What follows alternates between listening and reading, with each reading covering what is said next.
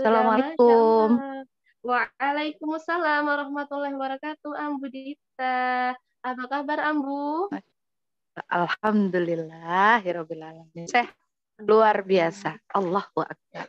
Allahu Akbar. Masya Allah. Apa Semoga kabar Ambu Dita semuanya? Ini saya beserta panggilnya Kak keluarganya siapa juga nih? sehat. Ya, Masya Allah, Amin amin ya sehat-sehat, rabbal alamin. Ambu. Ya, Insya Allah siap untuk oke menerima sebentar. Ini afirmasi atau materi positif dari Ambu Dita. Ambu Dita ini, Masya Allah ya, Masya Ambu Allah. Dita, eh, nama lengkapnya Ambu Dita. Ambu Dita, sebentar. Apakah suara Amalia. saya kedengaran ya? Kedengeran. Afan? Ya, Oh, kedengaran. Iya. kedengeran. Suara Untuk saya nama kedengeran kan? panjangnya Ambu Dita Amalia. Kedengaran, Ambu. Kedengaran. Tadi sempat sedikit Iya. putus-putus, tapi alhamdulillah sekarang kedengaran. Iya. Ambu Dita Amalia, Masya Allah. Seorang aktivis dakwah, ya, announcer dan founder at mamamia.gk. Nah, mungkin Ambu Dita bisa memperkenalkan diri agar teman-teman sahabat soleha semua bisa mengenal Ambu Dita lebih dalam dan lebih intensif nih. Nah, silakan Ambu Dita untuk memperkenalkan diri. Ya, bismillahirrahmanirrahim. Assalamualaikum warahmatullahi wabarakatuh. Waalaikumsalam Raditu billahi warahmatullahi rabbal wa wabarakatuh. bil islami dina wa bi Muhammadin nabiyya wa rasul. Zima wa zubni fahma Rabbi srahli sadari wa yassir li wahlul 'uqdatam min lisani yafqahu qawli. Kalau suara saya agak delay, maafkan karena ini hanya di Jogja.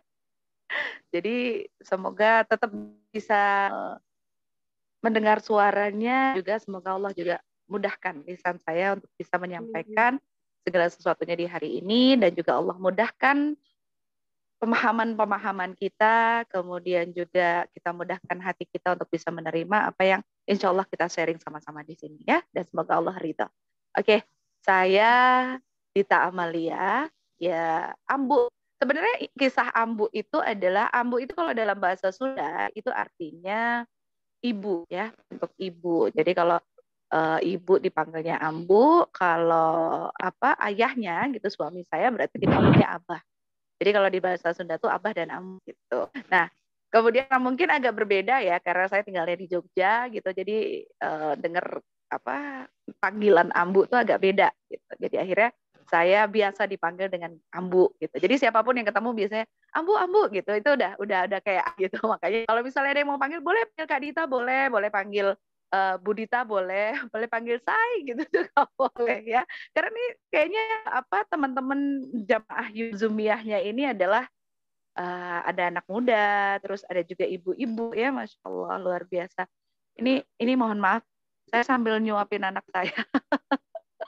Tidak apa-apa, Semoga Ambu tidak Dita. mengganggu untuk kekhusyukan kita kali ini ya. Ya. Tidak. Dan Allah, kalau untuk kegiatan saya itu sehari-harinya saya penyiar, saya announcer di sebuah radio swasta di Yogyakarta. Kemudian ya ibu rumah tangga gitu. Ibu rumah tangga sebenarnya sih kalau kalau yang full time-nya ibu rumah tangga gitu. Jadi kalau yang part time-nya adalah penyiar radio gitu. Penyiar radio, dan alhamdulillah diajak ke beberapa oleh teman-teman untuk mengisi dan juga ya dakwah itu bareng bersama dengan teman-teman. Insyaallah semoga agar bisa kita bersatu bersama untuk bisa menyampaikan kebaikan-kebaikan dari agamanya Allah. Amin ya rabbal Amin, amin. Masya Allah, salam kenal ya Ambu. Saya Nadine dari Yogyakarta, sesama orang Jogja ini. Masya Allah. Ya, untuk Iya, teman-teman Masya Allah. sebelum Jadi lanjutkan, ini komunitas ya Afan. Untuk ya, komunitas apa nih, Sahabat Solihah ini sebenarnya domisili ada di Jogja atau di mana? domisilinya di Jakarta Barat. Ya, betul. Tapi kan memang karena fokusnya untuk mengembangkan skill via online, terus menjadikan ini wadah untuk para muslimah di seluruh Indonesia, terutama ya dari Sabang sampai Merauke. Jadi ini fokusnya lebih ke online, Abu, untuk daring seperti itu. Oke. Iya, nggak apa-apa, mewadahi teman-teman yang mungkin kalau misalnya untuk offline agak sulit ya karena beberapa kegiatannya, tetapi setidaknya kita bisa meluruskan niat untuk terus tolabul ilmi, karena memang tolabul ilmi adalah sebuah kewajiban yang memang Allah berikan untuk kita. Ya. Ya teman-teman, jadi udah kenalan kan sama Amudita? Ya, ini Amudita, narasumber kita malam hari ini. Maka dari itu, agar tidak ketinggalan materi ya teman-teman semua, teman-teman sahabat solehah, silakan dipersiapkan alat tulisnya, alat-alat untuk mencatatnya, dan jangan lupa ya untuk mengabadikan momen malam hari ini.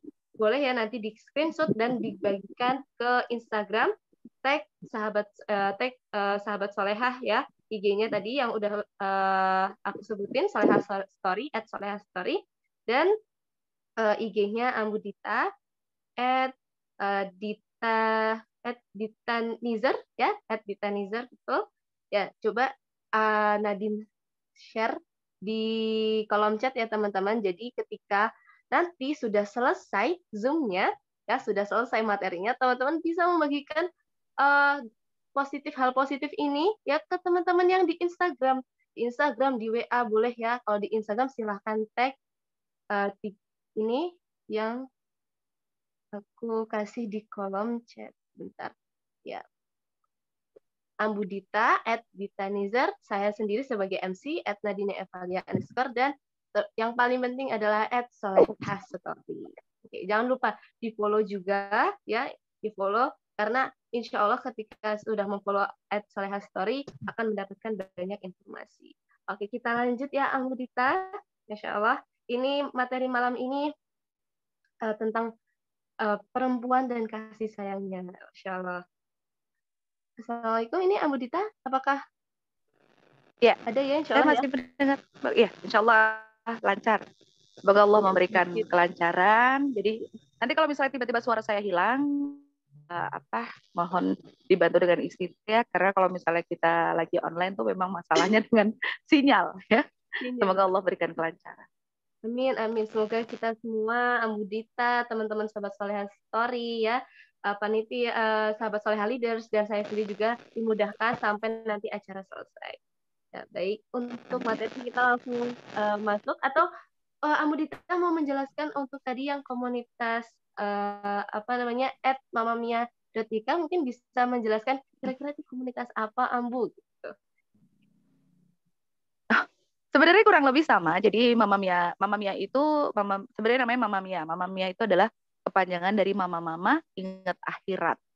Jadi waktu itu ada kegalauan gitu ya di tahun 2021 waktu pandemi saat itu. Jadi kita ngerasa kalau kayaknya kajian offline tuh jarang banget. Jadi akhirnya kita kayak haus ilmu gitu kan. Terus kita mikir, ini kenapa banyak sekali penyimpangan-penyimpangan pemahaman gitu. Jadi ada pencampuran gitu. Dulu ya sampai sekarang juga ya ada yang dibenturkan dengan toleransi dan sebagainya gitu. Nah, akhirnya pikir gimana caranya. Di situ ada Ustazah Anissa yang biasanya kita panggil Mbak Ica, ada Ustazah Najwa atau Mbak Najwa, kemudian ada Ustazah Zuli gitu ya. Beliau juga salah seorang dosen, ada di salah satu universitas swasta. Kemudian juga ada Mama Anita. Jadi kita panggilnya Mama semua. Jadi Mama Mia itu adalah Mama Ingat Akhirat. Jadi kita masih bergerak di online sih gitu. Jadi kita masih bergerak di online. Terus itu juga mewadahi hampir seluruh Indonesia, dan paling jauh kalau tidak salah dari Ambon. Jadi grupnya kita membernya ada sekitar 200-an, dan ya alhamdulillah. Kemudian kita juga bersama dengan teman-teman dari ex-K-popers Hijrah. Jadi ada teman-teman juga waktu itu, karena kita sempat bersama X gitu. Jadi akhirnya namanya Mama Mia Cinggu. Itu membernya juga biasanya anak-anak muda. Jadi materi-materi tentang anak-anak muda gitu. Dulu sempat kita ini kan. Tapi terus habis itu kan nggak lama, terus akhirnya kita punya mulai offline. Nah sekarang tempat offline kita sudah punya baru satu sih. Sebenarnya ada beberapa yang, karena Jogja kan jaraknya kan juga agak ini ya, panjang-panjang. Jadi kami punya offline-nya juga. Itu ada namanya Mama Mia North Chapter. Jadi chapter utara gitu. Jadi kalau misalnya untuk wilayah Jalan Kaliurang, Purwomartani dan sekelilingnya, mungkin kalau misalnya yang asli Jogja tahu ya. Jadi nanti boleh diikutin di MNC, kalau di MNC di @MNC ya, Mama Mia North Chapter. Nanti boleh dicek di situ. Gitu kurang lebih. Jadi insya Allah sama lah. Kita sama-sama dari Majelis Taklim Online. Kalau untuk mamamia.yk itu memang foundernya ada di mamamia.yk. Kemudian offline-nya ada di salah satunya baru MNC. Nanti insya Allah untuk yang South Chapter atau wilayah selatan nanti kita insya Allah akan progresnya akan kita bikin gitu untuk yang offline. Masya Allah, Masya Allah. Nah, teman-teman bisa tuh intip Instagramnya @mamamia.yk ya. Insya Allah juga bermanfaat. Itu sudah dijelaskan sama Ambu Dita bagaimana kegiatannya ya, sama kurang lebih sama juga seperti komunitas sahabat soleha. Baik, Ambu, kita langsung lanjut ke materi inti ya. Sepertinya teman-teman sahabat soleha semua sudah nggak sabar ini, sudah mulai siap untuk mencatat ya. Uh, Nanti mungkin kita sharing-sharing santai ya Ambu ya, santai terutama kan tentang betul. Bulan ini tuh kan banyak ya Ambu ya apa namanya postingan-postingan tentang kasih sayang, tapi kasih sayangnya itu bukan kasih sayang terhadap orang tua, bukan kasih sayang terhadap teman, sahabat, bukan juga, tetapi kasih sayang dengan seseorang yang bukan mahramnya seperti itu, seorang yang sebenarnya bukan siapa-siapa kita, suami juga bukan, orang tua juga bukan, ya. Dan itu pasti jelas sebagai muslimah kita tidak boleh mengikuti seperti Valentine, bulan kasih sayang, karena kan itu ya Ambu, setiap detiknya kita itu sebenarnya merasakan kasih sayang dari Allah Subhanahu wa Ta'ala.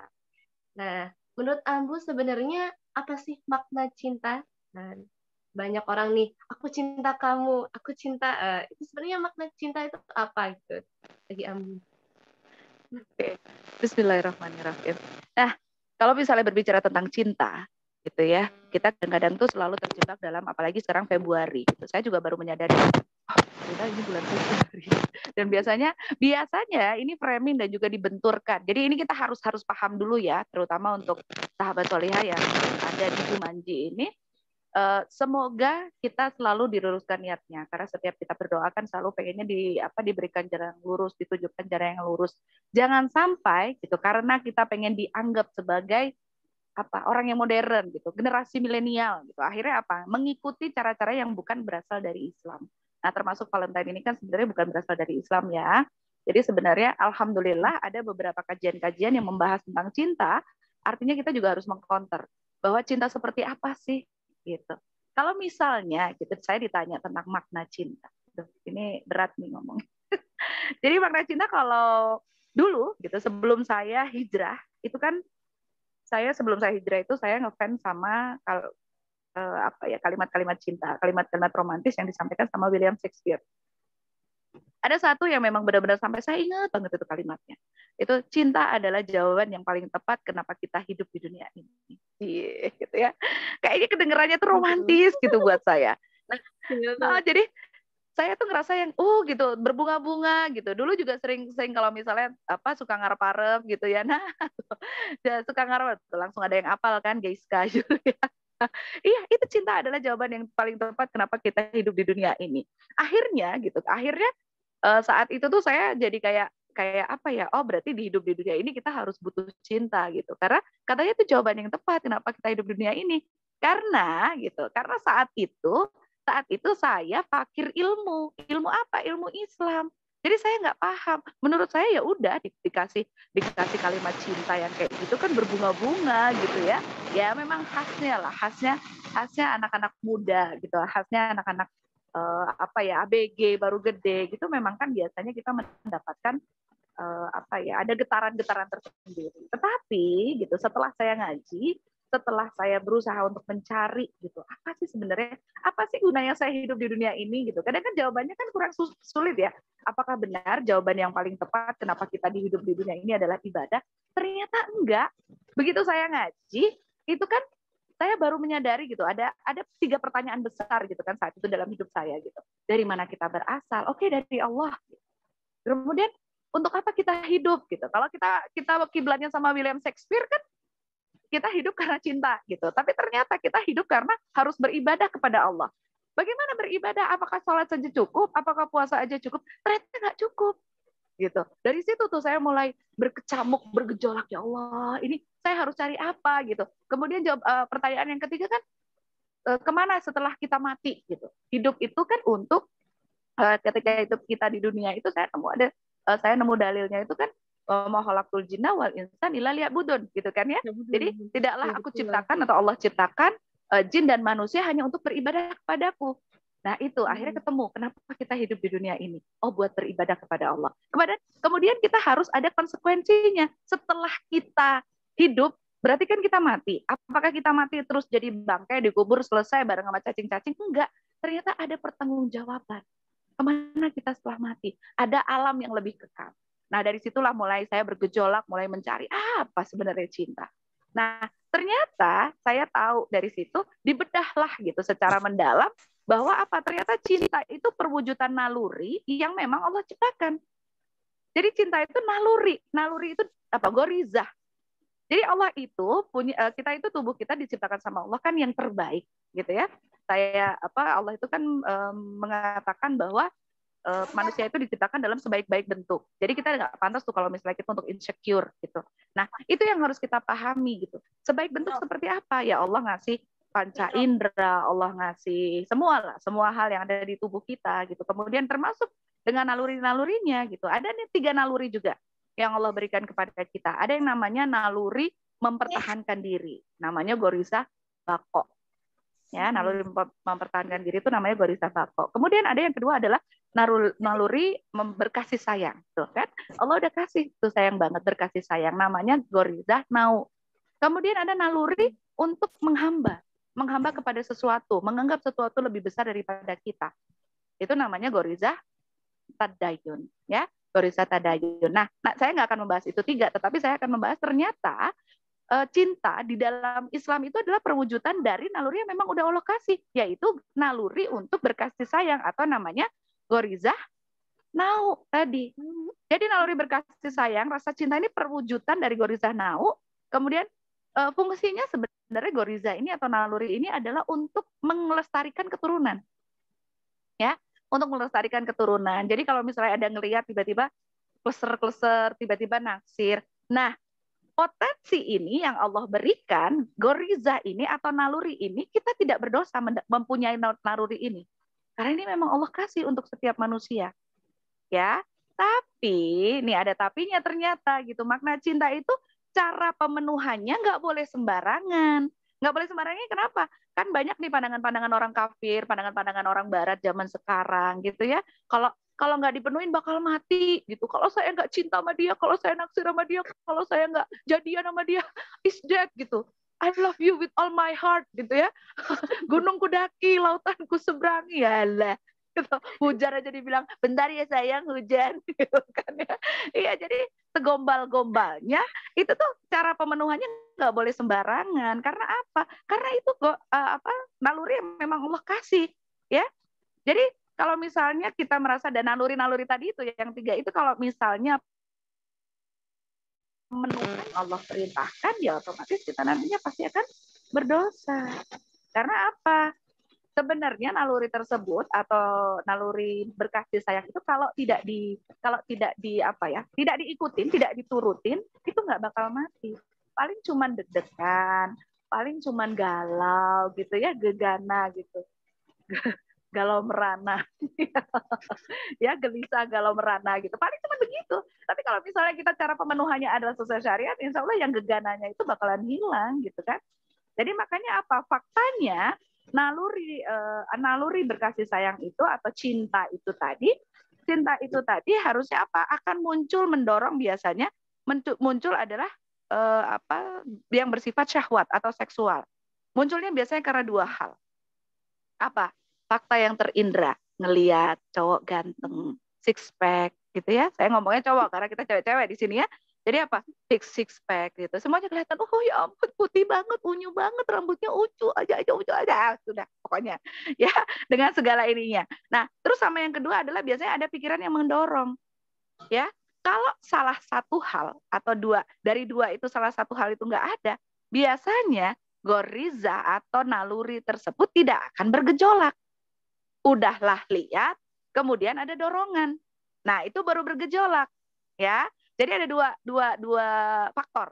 2 faktor yang membuat apa? Cinta ini kok kenapa menggelegak ya? Kayaknya nggak bisa direm ya, gitu kok berapi-api kayak, aduh, ya ampun kalau aku nggak ketemu si doi itu kayaknya mau mencelat gitu hati ini gitu kan ya. Kadang-kadang lebay banget yang namanya menasehati orang jatuh cinta itu sulit sekali ya. Tapi kita harus tahu, Betul. harus paham dulu ya. Kalau jadi makanya kalau dua hal itu nggak ada, sebenarnya salah satu aja dari dua hal itu nggak ada, sebenarnya tidak akan terlalu berapi-api. Karena naluri seksual nggak akan bergejolak dan cuma gelisah aja biasanya. Biasanya nggak akan sampai mati. Nah, jadi sebenarnya maksudnya Allah menciptakan manusia dengan cinta, ya, dengan cinta itu untuk apa? Untuk biar manusia itu nggak punah, biar manusia itu tetap lestari, gitu loh, ya. Jadi kayak dalil yang disebutkan sama Rasulullah, kan ya Rasulullah menyebutkan bahwa obat jatuh cinta itu adalah pernikahan. Jadi kalau kita sudah merasa jatuh cinta, ya menikah. Karena tidak ada obat jatuh cinta selain pernikahan. Jadi Betul. kalau misalnya terus habis itu kan ada lagi tuh dalil yang berikutnya kan ya kalau cinta. Ya udah kalau tapi kan saya belum bisa menikah, saya masih sekolah nih, masih apa nih? Ya sudah, berpuasa. Gitu kan ya dalilnya kan diperintahkan untuk berpuasalah kalau memang kita belum sanggup untuk menikah. Berpuasa dalam di sini itu biasanya apa ya? Bisa berarti secara harafiah yaitu memang berpuasa Senin Kamis, puasa sunnah ayam mulbit atau puasa Daud dan lain sebagainya. Artinya untuk apa? Menundukkan nafsu kita. Ya, kalau secara harafiah itu biasanya boleh berpuasa benar-benar arti dalam puasa atau kita menundukkan nafsu kita. Karena ada apa? Ada perintah godul basor di situ. Godul basor itu menundukkan pandangan. Jadi untuk menundukkan pandangan, betul. Jadi perintah untuk menundukkan pandangan itu adalah untuk menghindarkan kita dari melihat yang bukan mahram atau melihat lawan jenis dengan nafsu. Begitu, ya. Jadi cinta yang sesungguhnya itu memang Allah berikan, tetapi gitu. Nah, sekarang kan makna cinta udah kelihatan. Memang Allah berikan, cinta itu ada. Memang Allah berikan, tetapi cinta tersebut harus jelas cara apa? Cara pemenuhannya, pemenuhan cinta itu sendiri. Jadi nggak boleh sembarangan dan tidak boleh meniru kepada kaum-kaum di luar dari orang Islam, begitu, atau dari aturan dan ajaran Islam. Begitu, Kak Nadine. Bahas cinta itu memang ya tadi dari awal memang panjang dan complicated, gak hanya aku cinta kamu tapi atau definisi aku cinta kamu itu ya I love you aja enggak, tapi memang panjang apalagi kalau cintanya ini kepada Allah dan Rasulullah, begitu. Masya Allah. Jadi Betul. teman-teman ya emang tadi yang sudah dijelaskan sedikit tentang naluri itu tadi ada 3 naluri dan bagaimana kita sebagai perempuan harus kudu basor menundukkan pandangan gitu. Masya Allah. Dan selanjutnya, kalau cinta sesuai Al-Quran ini seperti apa menurut Ambu? Maksudnya kira-kira cinta tadi kan definisinya seperti itu. Kalau cinta memaknai cinta sesuai Al-Quran itu seperti apa, Ambu? Ya, Masya Allah ya. Jadi memaknai cinta sesuai Al-Quran. Kalau di dalam Islam, cinta itu kepada manusia, misalnya, itu juga perwujudan, harus merupakan perwujudan dari cinta kita kepada Allah. Ya, jadi ini yang artinya apa? Ya itu tadi, Allah itu kan menciptakan kita sebagai makhluk yang paling baik, sebaik-baik bentuk, ya. Kemudian apa? Karena Allah sudah menciptakan kita sebaik-baik bentuk, tujuan kita hidup di dunia itu adalah untuk beribadah. Berarti artinya kita harus apa? Tunduk dan patuh dan taat kepada Allah. Aturan Allah ya harus dijalankan. Kalau misalnya perintah dijalankan, kalau larangan yang harus ditinggalkan sesuai maunya Allah. Itu artinya pewujudan cinta. Sesuai dalam kayak misalnya apa? Surat-surat dalam cinta ya, ada Ali Imran ayat 14 gitu. Aku berikan apa? Pandangan wanita-wanita, kemudian kurang lebih kayak wanita-wanita, kemudian apa? Hewan peliharaan gitu ya, anak-anak gitu. Jadi Allah tuh udah ciptakan semuanya dan memang gitu. Tetapi apa? Ketertundukan dan keimanan itulah yang memang di dalam Al-Quran itu disebutkan bahwa apa? Allah maunya seperti itu. Jadi ketertundukan kita sesuai pada Al-Quran ya, misalnya bisa dilihat di surat Ali Imran ayat 14 ya. Terus kemudian juga ada di surat Hujurat ayat 7. Itu ada semua. Jadi kalau misalnya memang kita mau melihat perwujudannya seperti apa, pada intinya artinya Allah itu pokoknya menciptakan manusia itu kan sebaik bentuk, kemudian apa? Untuk bisa bagaimana untuk menyampaikan cintanya kita kepada Allah, ya caranya dengan memenuhi haknya Allah. Kalau kita cinta sama manusia aja, kita berusaha untuk memenuhi kan? Iya nggak? Misalnya kita cinta sama anak kita nih, gitu. Kita cinta sama anak kita. Mau tidak mau, anak kita pengen apa? Kita pengen memberikan yang terbaik. Misalnya Ambu, aku pengen ini deh, pengen beli jajan gitu, jajannya buat yang ini. Kita pengen memberikan yang terbaik, jajannya jangan sampai jajan yang membuat dia sakit, misalnya kayak gitu kan pasti ada ininya ya. Jadi kayak di Ali Imran itu apa? Dijadikan indah pada pandangan manusia, kecintaan pada apa-apa yang diingini. Wanita-wanita, anak-anak, harta dari banyak jenisnya, emas, perak, kuda pilihan, binatang-binatang ternak, sawah, ladang, itulah kesenangan hidup di dunia. Dan di sisi Allah lah tempat kembali yang baik, yaitu surga. Gimana cara kita ngedapetin surga? Berarti caranya kita mendapatkan cintanya Allah. Nah, Al-Qur'annya dilanjutin lagi di surat Al-Hujurat. Dan ketahuilah olehmu bahwa di kalanganmu tuh ada Rasulullah. Kalau dia menuruti kemauanmu dalam beberapa urusan, sebenarnya kamu tuh mendapat kesusahan. Tapi Allah menjadikan kamu cinta kepada keimanan, iman. Dan menjadikan keimanan itu indah dalam hatimu, serta menjadikan kamu benci kepada kekafiran, kefasikan, dan kedurhakaan. Mereka itulah orang-orang yang mengikuti jalan yang lurus. So, jadi pilihannya memaknai cinta sesuai Al-Quran, ya berarti kita harus manut caranya Allah. Nurut sama caranya Allah. Mau apa? Biar sebagai masuk dalam kategori orang-orang yang berada di dalam jalan yang lurus. Jalan yang mana yang kita tempuh? Mau jadi golongan kanan atau golongan kiri? Kalau golongan kanan udah jelas ya, ada surga gitu kan. Ada di dalam surat Al-Waqiah, boleh dilihat gitu. Itu semuanya ada. Perwujudan kalau kita milih golongan kanan seperti apa, kalau kita milih golongan kiri seperti apa, ada semua ya. Nah, jadi perwujudan memaknai cinta sesuai dengan Al-Qur'an bisa dilihat seperti dalam surat Ali Imran 14, Ar-Rum ayat 21. Kalau Ar-Rum ayat 21 ini adalah biasanya mungkin teman-teman sahabat solihah bisa melihat seringnya di undangan ya, dikumpulkan yang berserak di antara dari jenis-jenismu gitu kan ya. Artinya apa gitu? Allah maunya adalah ketika kita punya cinta, ya disalurkannya atau dipenuhinya si cinta itu adalah dengan caranya Allah. Yang pertama adalah pernikahan kalau sudah jatuh cinta. Kalau belum sanggup, tundukkan pandangan. Kalau belum sanggup lagi, pantaskan diri. Kalau belum sanggup lagi, tolabul ilmi. Karena apa? Dalam hidup ya, apapun yang kita berikan kepada Allah, sebentar ya Nak ya, apapun yang Allah berikan kepada kita itu pasti ada jalan keluarnya gitu. Begitu cara memaknai cinta. Dalam banget ya Ambu, itu cinta maksudnya tuh nggak hanya kita tuh cinta kepada seseorang gitu kan, itu cinta kepada Allah, yang dimana ketika kita sudah mengatakan cinta kepada Allah berarti kita tuh mengimani segala hal yang maksudnya Allah telah tetapkan. Apa yang Allah perintahkan maka kita laksanakan, apa yang Allah larang maka kita jauhi larangan tersebut, seperti itu. Masya Allah. Dan sebelum kita lanjut Ambu untuk pertanyaan berikutnya, Insya Allah ada salah satu sahabat Saleh Leaders, Kak Aulia Fauzia, akan membacakan ayat yang berhubungan dengan kasih sayang dan cinta, yaitu Quran Surah Maryam ayat 96. Kepada Kak Aulia Fauzia, waktu dan tempat dipersilakan.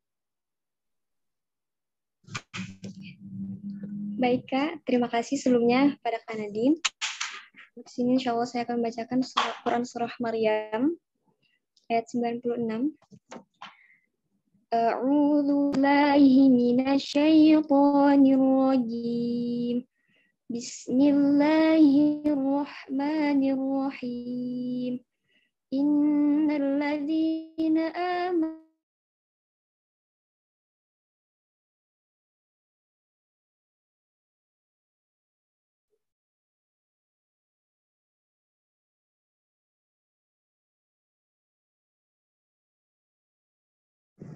Maaf Kakak, ada sedikit gangguan dari sinyalnya Kak.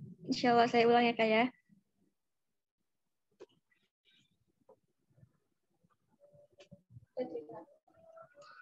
A'udzu billahi minasyaitonir rajim. Bismillahirrahmanirrahim.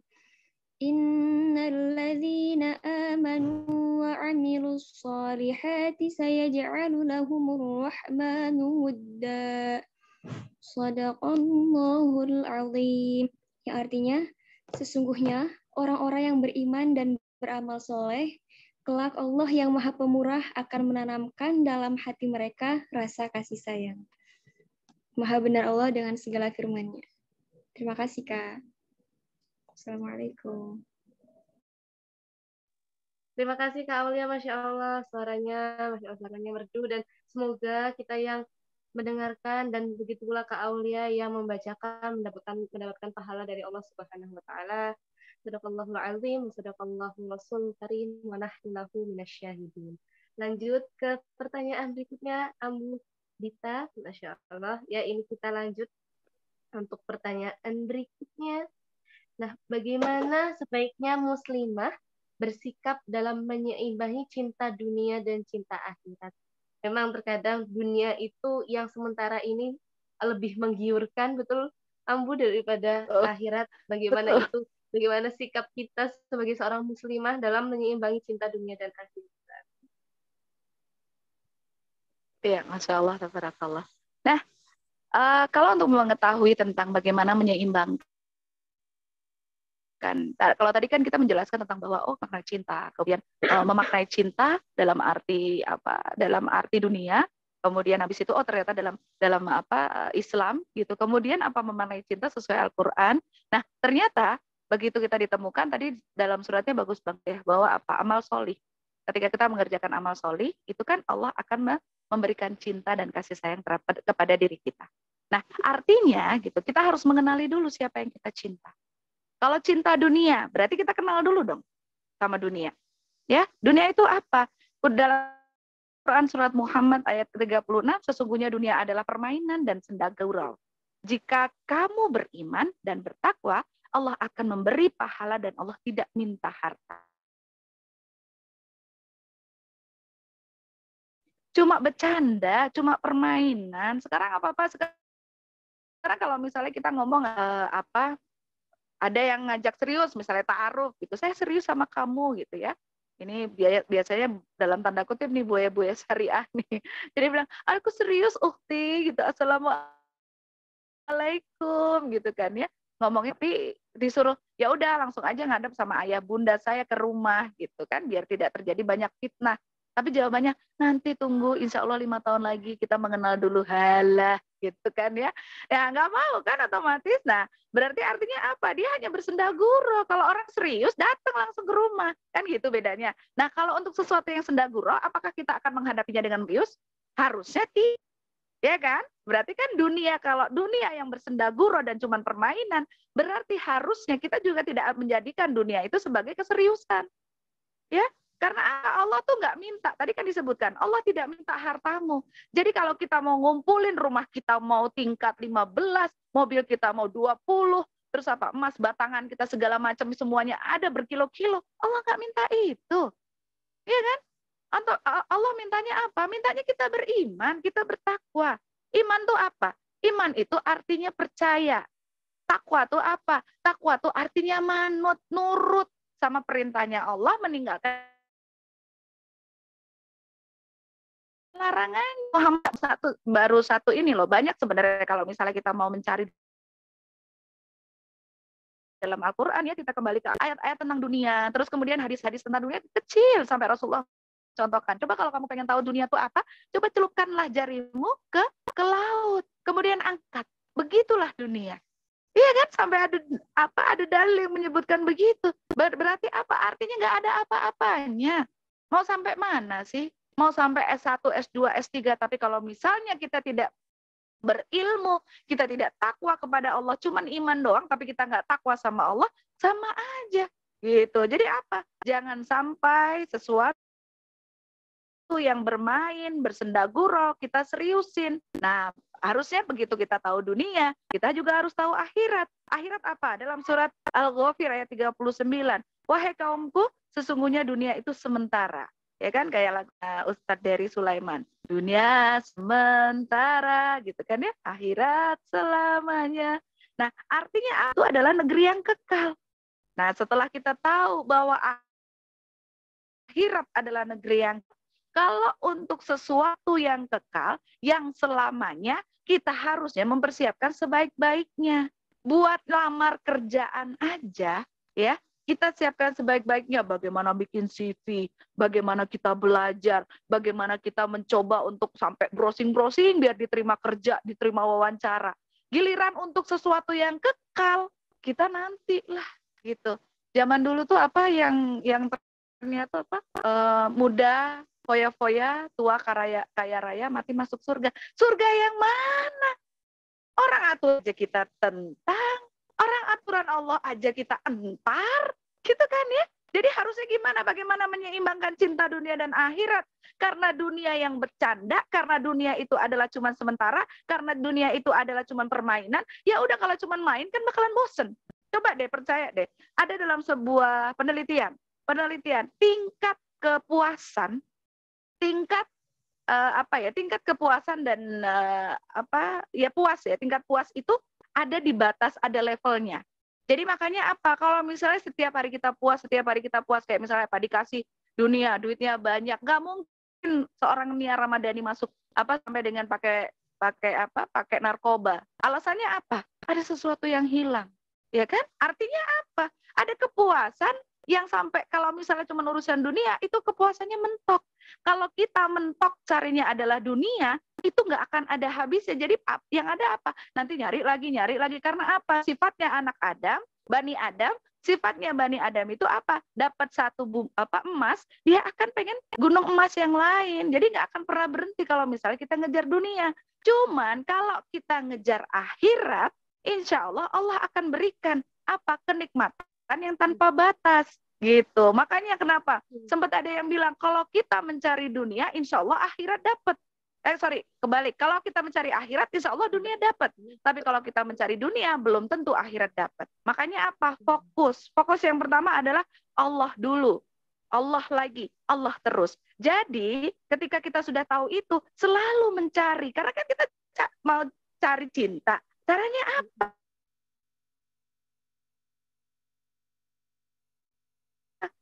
Allah buat saya, tapi kita diam baik, ya nggak akan dapet. Tapi kalau misalnya kita cari ridhonya Allah, terus akhirnya apa? Kita lakukan yang menjadi maunya Allah, haknya Allah. Sebenarnya haknya Allah apa? Coba, mungkin teman-teman ada yang tahu. Haknya Allah itu adalah ditaati. Kita harus apa? Mengerjakan haknya Allah. Karena apa? Semua yang Allah berikan kepada kita itu nggak terhitung. Masa kita nggak mau tinggal di bumi, sudah disediakan semuanya. Boleh dicek di Quran. Diciptakan sebaik-baik bentuk. Boleh dicek di Quran. Ada semua.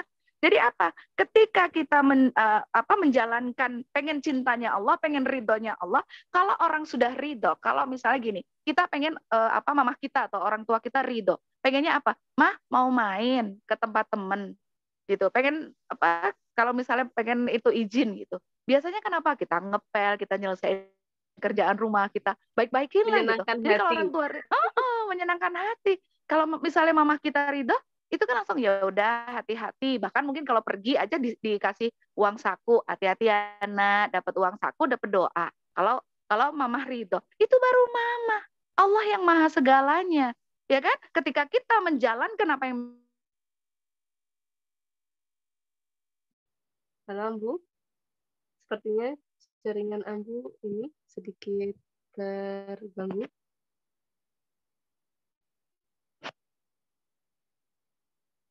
Jadi haknya amal yang baik, amal yang diterima oleh Allah ada 2 syarat. Tuh kan ada syarat lagi. Boleh dicatat loh ini. Ya insya Allah jadi ilmu. Ada 2 syarat untuk apa? Untuk ihsanul amal atau amal yang sholih. Kalau kita mengerjakan amal sholih, tadi itu kan ya di surat Maryam yang dibacakan oleh sahabat kita, di surat Maryam tadi, kalau kita mengerjakan amal sholih, Allah akan berikan kasih sayang kepada kita. Itu janjinya Allah. Kalau orang udah kasih sayang, Allah udah sayang, kita dikasih apa aja maunya kita. Ya kan? Nah, konsep atau syarat ada 2 ihsanul amal itu. 1, yang pertama, ini boleh dicatat ya, niat karena Allah. Niat kita karena Allah. Yang kedua, cara yang benar menurut Rasulullah. Sesuai dengan apa yang diajarkan sama Rasulullah. Ya, caranya benar. Sesuai syariat. Jangan takut dengan kata-kata syariat. Kalau kita aja nggak takut sama ngelihat tulisannya tata tertib sekolah gitu. Kita kan nggak takut ya. Padahal syariat itu sama dengan tata tertib. Cuman bedanya kalau syariat kan Islam.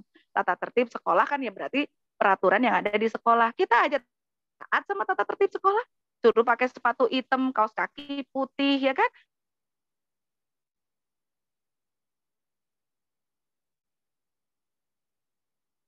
Halo Ambu, sepertinya sinyalnya sedikit terganggu. Ambu?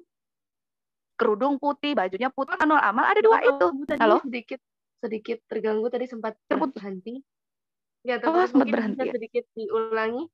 Oke, sampai yang mana tadi? Isanul Amal ya, konsep Ya, Isanul Amal. Iya, konsep Isanul Amal atau amal soli itu ada dua. Yang pertama adalah lillah. Jadi niatkan karena Allah. Yang kedua cara yang benar. Jadi misalnya kita mau sekolah, mau kuliah nih. Kuliah karena apa? Karena biar orang tua nggak cerewet gitu. Salah, nggak akan diterima sama Allah, nggak akan jadi bermanfaat. Kalaupun kita lulus dengan cum laude tapi apa? Biasanya kita akan tertekan. Karena apa? Nggak lillah, nggak karena Allah. Jadi apa? Saya mau kuliah karena apa? Allah menyukai hambanya yang mencari ilmu. Gitu. Jadi ketika berangkat sudah bismillah. Caranya gimana? Saya cari ilmu, ilmunya yang apa? Yang bisa berguna untuk sekeliling saya. Ekonomi, cari ekonomi syariah. Ya kan? Kedokteran kan biasanya umum tuh ada. Nah, kemudian apa? Cari yang misalnya bisa menjadi bermanfaat untuk umat. Nah, gitu-gitu. Jadi Ihsanul Amal itu seperti itu. Jadi kalaupun misalnya kita berbuat nih apa? Saya berbuat baik sama orang lain. Apakah cukup? Apakah sudah memenuhi Ihsanul Amal? Karena itu yang diterima ya sama Allah. Dua syarat itu yang diterima sama Allah. Kalau nggak ada dua syarat itu nggak diterima. Jadi bayangkan coba, kita udah capek-capek beramal, tapi kita nggak tahu ilmunya, akhirnya nggak diterima. Ya, kita udah berbuat baik, udah bersedekah. Aduh, bismillah saya mau sedekah gitu. Tapi apa niatnya kita? Ya niatnya kita biar saya dapat ini deh, kalau saya bersedekah saya lulus gitu. Atau saya bersedekah saya lulus ujian tesis, ujian skripsi gitu. Nggak bisa. Saya bersedekah karena Allah mau saya bersedekah. Kemudian hadiahnya apa? Kalaupun misalnya kita meminta dan memohon kepada Allah, ya Allah semoga dilancarkan tesis saya, semoga berikan keridhoanmu agar apa? Agar tesis saya atau skripsi saya bisa sukses. Karena apa? Nilai hasil itu semuanya adalah hak prerogatifnya Allah. Jadi kita nggak usah bingung untuk apa, untuk yang konsep dari hak prerogatifnya Allah. Hasil itu semuanya dari Allah. Makanya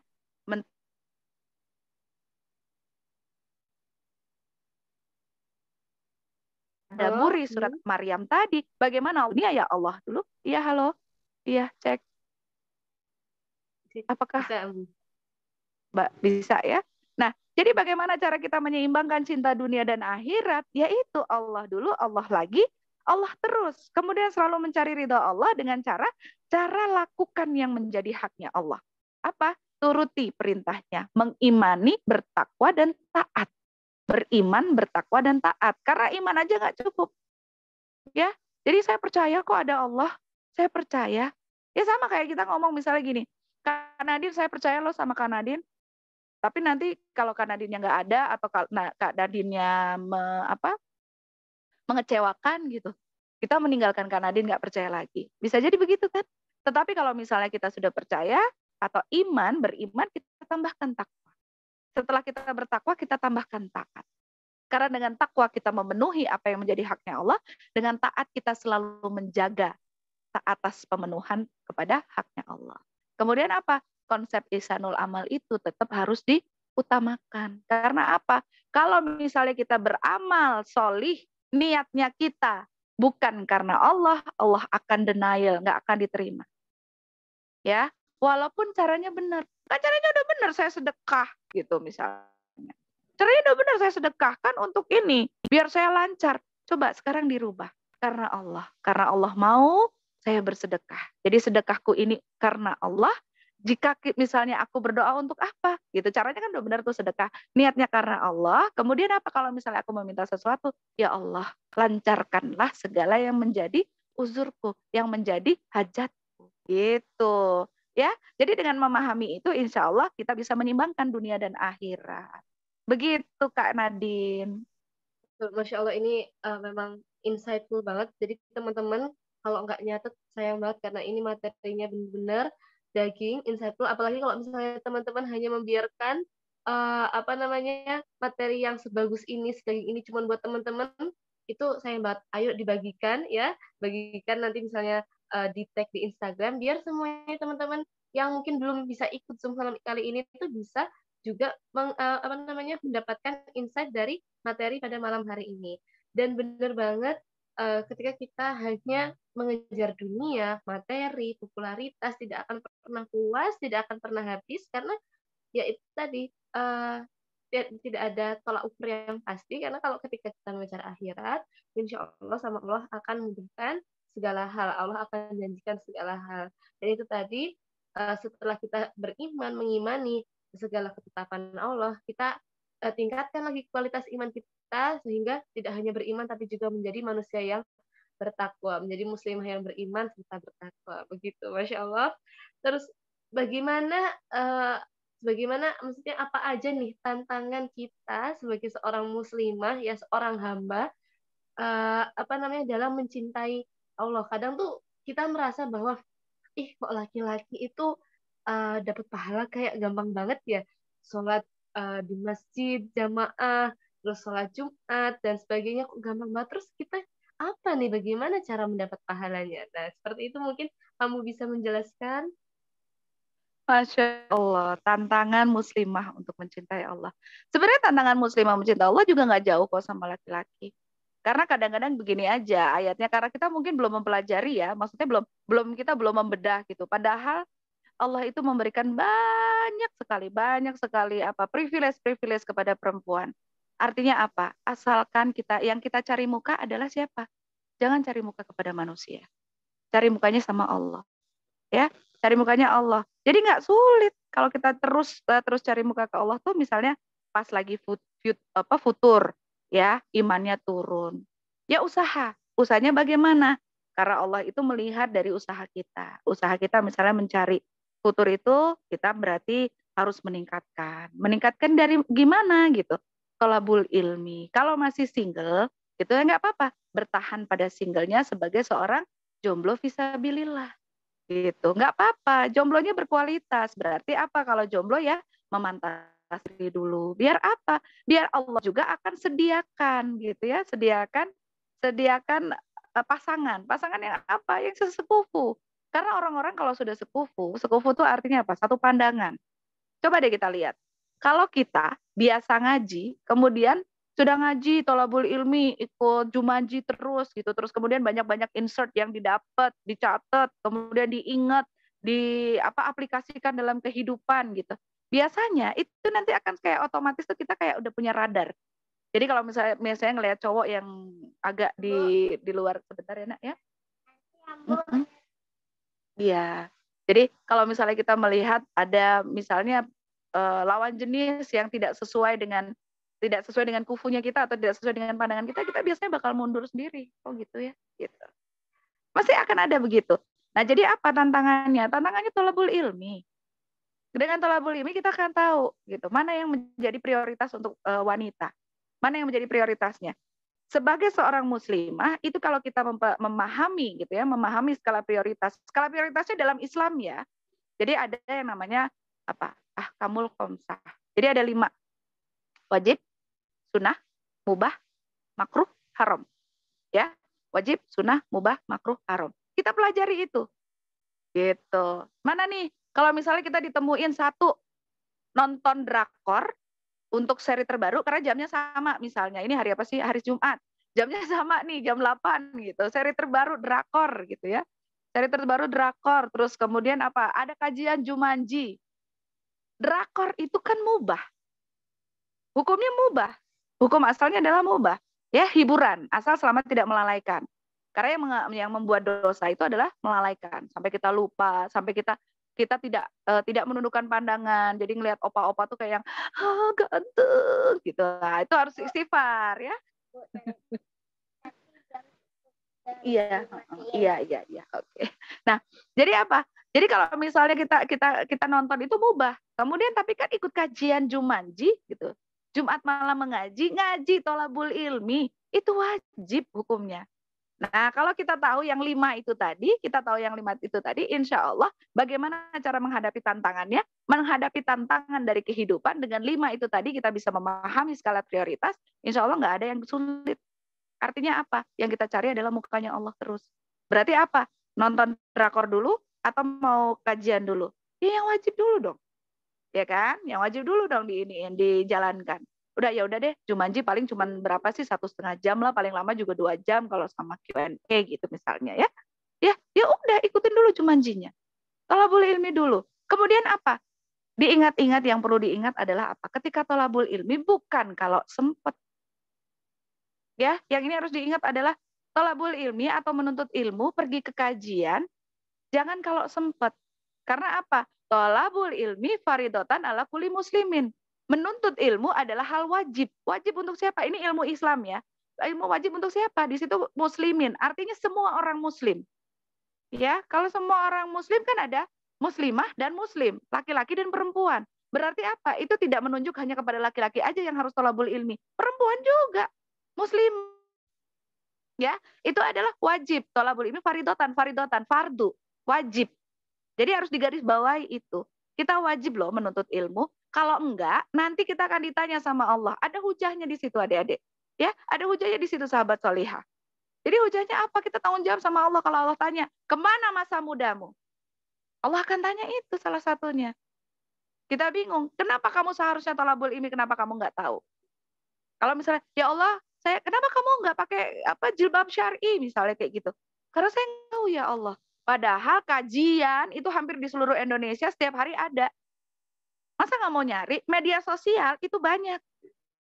Dari siapa? Kita memang akan menjadi siapa yang kita cari. Kalau misalnya di media sosial kita carinya gosip, yang kita ketemu ya itu akun-akun lambe turah, lambe jeding, lambe apa gitu kan ya. Tapi kalau kita mencarinya ilmu, yang akan ketemu apa? Ustadz Khalid Basalamah, Ustadz siapa Aminur Bait, Ustadz siapa lagi Adi Hidayat, Ustadz Abdul Somad, ya kan? Iya Bu Yaya, ya banyak gitu. Karena apa yang kita cari ya itu yang kita ini, makanya itu tantangannya. Sekarang kita niatkan apa yang akan kita cari. Ilmu apa? Ilmu Islam. Ya, kita mau dapat di mana? Ada Jumanji sudah diwadahin. Kalau misalnya offline di beberapa tempat boleh didatengin. Ya daripada kita ke mall nggak ada ke mall itu sebenarnya ya mubah-mubah aja tapi banyak mudorotnya sih. Ya kan kita di situ ngelihat orang campur baur, ngelihat orang kadang auratnya kan laki-laki tuh pakai celana pendek, dengkulnya udah kelihatan. Itu aurat loh dengkul. Hati-hati. Jadi kalau misalnya ngelihat opa-opa gitu ya, kemarin saya astagfirullah gitu ngelihat opa-opa pakai celana pendek banget gitu. Jadi saya pas buka scroll timeline, astagfirullah. Udah terus habis itu, oh iya dengkul itu ternyata aurat gitu. Jadi nggak boleh dengkul laki-laki itu aurat. Kita tundukkan pandangan kita, ya.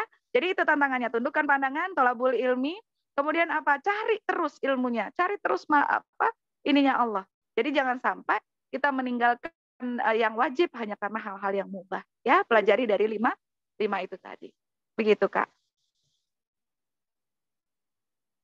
Iya betul, kadang kita merasa bahwa sesuatu yang didahulukan itu sunnah terlebih dahulu. Misalnya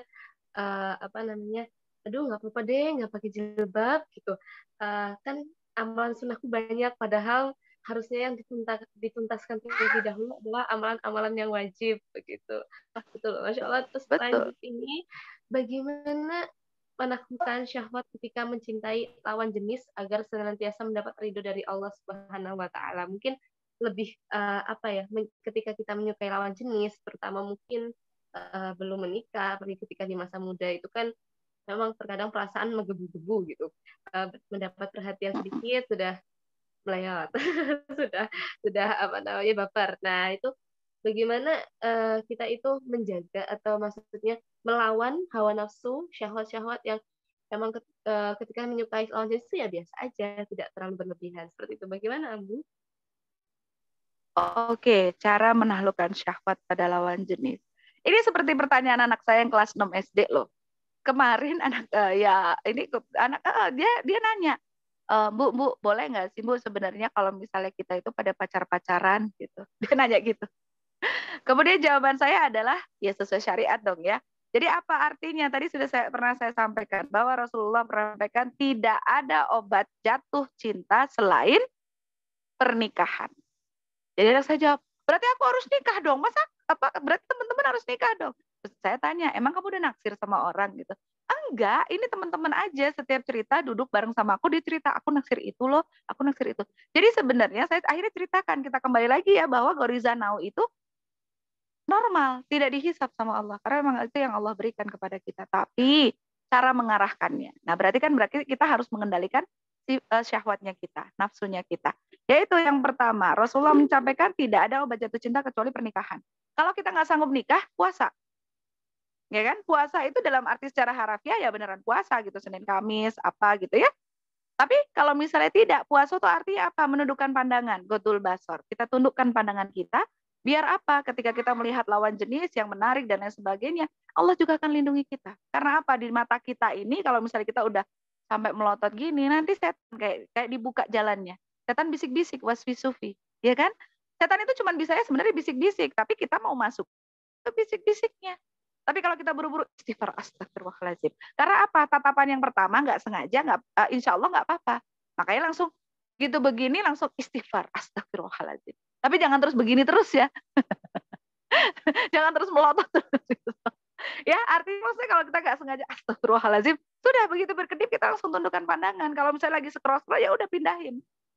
Gitu, di scroll lagi, di swipe gitu-gitu terus ya. Habis itu apa? Selain puasa, godul basar, tutup aurat. Tutup aurat, menutup aurat ada di dalam Quran surat Al-Ahzab ayat 59. Ya, diperintahkan kepada siapa? Umat-umatnya Rasulullah. Kita mau nggak dianggap sebagai umatnya Rasulullah? Istri-istrimu, anak perempuanmu gitu kan, dan umatmu yang perempuan gitu. Apa? Julurkanlah jilbabmu sampai dengan seluruh tubuh. Artinya, teman-teman, jilbab itu bukan kerudung. Jadi bukan jilbabnya atau kerudungnya yang panjang. Jilbab itu adalah kalau kita nyebut gamis. Karena asal katanya kan di situ jalabib tulisannya. Jalabib itu adalah menyerupai terowongan. Jadi ditafsirkan, itu beberapa tafsir, silakan boleh dicari ya, jalabib, tafsir jalabib. Itu boleh ditafsirkan adalah apa? Jubah, baju yang menyerupai terowongan, artinya apa? One piece. Julurkanlah ke seluruh tubuhmu. Nah, berarti apa? Kalau misalnya orang Indonesia bilangnya gamis. Gamisnya one piece. Jadi kalau potongan gimana gitu? Ya kalau nggak keluar rumah nggak apa-apa, gitu kan ya. Terus apa? Pakailah khimarmu. Itu ada dalam surat An-Nisa. Ya, turunkanlah sampai menutupi dadamu. Juyub namanya. Itu fikihnya. Fikihnya adalah 2 kancing. Kalau 2 kancing itu artinya gini. Bukan kancing yang zaman sekarang cuma segini sampai segini terus akhirnya pakai jilbabnya cekek gitu misalnya ya, jilbab bunuh diri kerudung bunuh diri, bukan. Jadi kita sebut ini sebagai kerudung ya loh, jadi pelajaran juga ya, karena selama ini kan kita suka salah nyebut ya kan, suka salah nyebut bahwa yang dipakai di atas penutup kepala ini namanya kerudung atau khimar. Kalau yang dipakai yang namanya jilbab itu adalah baju yang kita pakai. Jadi gamis ini tuh adalah jilbab gitu ya. Semoga bisa mencerahkan, dan ini sedikit insert aja untuk ilmu aja ya. Itu ada dalam surat Al-Ahzab ayat 59. Dan kalau misalnya untuk perintah menggunakan kerudung ada maaf Bu, ini suaranya kayak kresek-kresek seperti itu. Sudah tadi hilang sebut ya? kresek-kresek jadi kurang kedengeran. Oh iya, kurang fokus ini, ya. Oke. Okay. Nah, segini ini ya. Saya kurang dekat tadi berarti dari ke mic-nya. Jadi, oke, ketutup sama apa saya gini-gini kali ya. Nah, oke, jadi kalau misalnya kita menggunakan tutup aurat, ini untuk menaklukkan syahwat. Dengan kita menutup aurat, kita akan malu. Jadi jangan sampai kalau misalnya ada bilang, ayo dong ditutup dong auratnya, pakai jilbab dulu dong, pakai ini dulu dong. Paling tidak, jangan bilang gini, saya mau jilbabin hati saya dulu gitu, atau saya mau hijabin hati saya dulu gitu. Lah, Allah itu perintahnya yang dijilbabin itu tubuhmu, bukan hatimu gitu loh. Ya kan? Jadi ya itu tadi balik lagi ke 5 hal itu, wajib, sunnah, makruh, mubah, haram. Ya. Pakai kerudung, pakai jilbab menutup aurat itu wajib. Ya kan? Pakai jilbab menutup aurat itu wajib. Jadi harus kalau misalnya saya belum baik atau saya kan udah baik, saya memperbaiki diri. Memperbaiki diri itu adalah sifat dari seorang hamba. Jadi perintah dengan sifat itu bedakan dulu. Gitu. Apalagi kalau misalnya sekarang sudah sering ngaji nih, apalagi di Jumaji, mungkin insert-insert yang sudah masuk ya. Apa? Kalau misalnya ada orang yang jahat gitu, misalnya ada orang yang kurang baik, kurang ahsan gitu sifatnya gitu ya. Terus kita ngomong, misalnya gitu. Atau biasanya kita nyinyir gitu misalnya, pelakornya pakai kerudung misalnya kayak gitu ya. Nah, itu bedakan. Bedakan. Pelakor itu sifatnya dia berarti perorangan, itu muslim. Muslim, orang Islam ya, yang pelakor. Berarti yang dia belum tahu, belum menemukan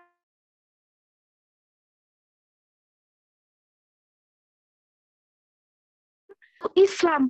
Orang Islam aturannya berjilbab, orang muslimah. Seorang muslimah aturannya berjilbab. Berarti Islam itu adalah peraturannya yang kita peluk. Kemudian apa? Muslim itu perorangannya, harus dipisahin. Ya, adalah pernikahan. Kalau belum bisa berpuasalah, belum kemudian berpuasalah bisa juga diartikan sebagai godul basor, diartikan juga sebagai memantaskan diri. Cara memantaskan diri tolabul ilmi. Karena apa? Hidup itu penuh masalah. Masalah itu butuhnya adalah solusi. Solusi itu butuhnya ilmu. Kalau kita nggak punya ilmu, nggak akan pernah nemu solusi dalam hidup kita, ya kan? Nah, kalau kita nggak pernah nemu solusi apa? Solusi hakiki hanya ada di dalam Islam. Oke? Kemudian apa? Selain tutup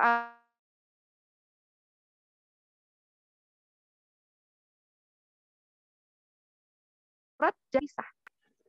Makanya dulu Rasulullah tuh sampai kalau misalnya mau bubar sholat berjamaah itu, biasanya laki-lakinya ditahan, perempuannya dulu di ini. Sampai ada peraturan kan ketika waktu itu nggak sengaja ketemu gitu berpapas. Ya, taruh dulu nak.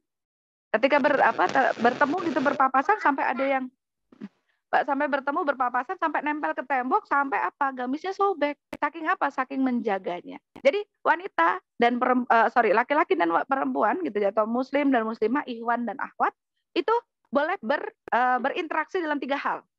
Ya, cara menjaga cara menjaga aturan pergaulan. Boleh berinteraksi dalam 3 hal. Yang pertama pendidikan, yang kedua kesehatan, yang ketiga adalah perdagangan. Karena kita nggak mungkin nyuruh orang untuk di pasar itu misah-misah. Ada yang tukang sayurnya laki-laki gitu. Tapi ada batasan di situ. Walaupun tukang sayurnya laki-laki, kepentingan kita apa? Nah, gitu loh. Jadi kepentingan kita apa? Kalau kepentingan kita cuma belanja ya, Mang, ini berapa? 2.000 misalnya atau 5.000 misalnya. Kita nawar seperlunya, nggak perlu dengan yang, mama nih, gitu-gitu, nggak perlu ya. Jadi jangan kayak gitu. Jadi tetap ada batasan-batasan yang memang harus kita patuhi di situ. Tutup auratnya, ketika ke pasar juga harus tutup aurat. Jadi bolehnya itu 3, kesehatan, pendidikan, dan juga perdagangan, muamalah. Jadi kalau kita misalnya kesehatan, sakit, dokternya laki-laki, boleh.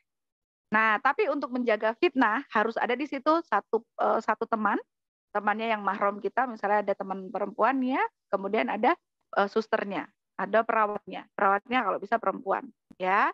Kemudian apa? Kalau misalnya laki-laki Grab, misalnya kita naik taksi online gitu. Tadi pastikan ada yang bersama kita mahram kita. Kalau nggak ada, ajak temannya 2 orang. 1, 2. Jadi kita harus bertiga naik taksi online. Gitu, ya. Jangan sampai kita melanggar di situ. Jaga aturan pergaulan. Nah, itu tadi beberapa tips ya untuk menaklukkan syahwat dari lawan jenis sesuai dengan Islam.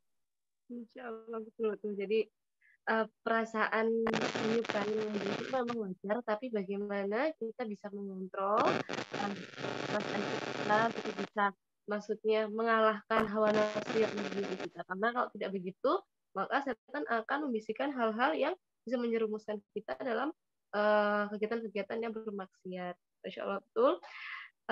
Insightful banget ya teman-teman. Ini ilmunya banget.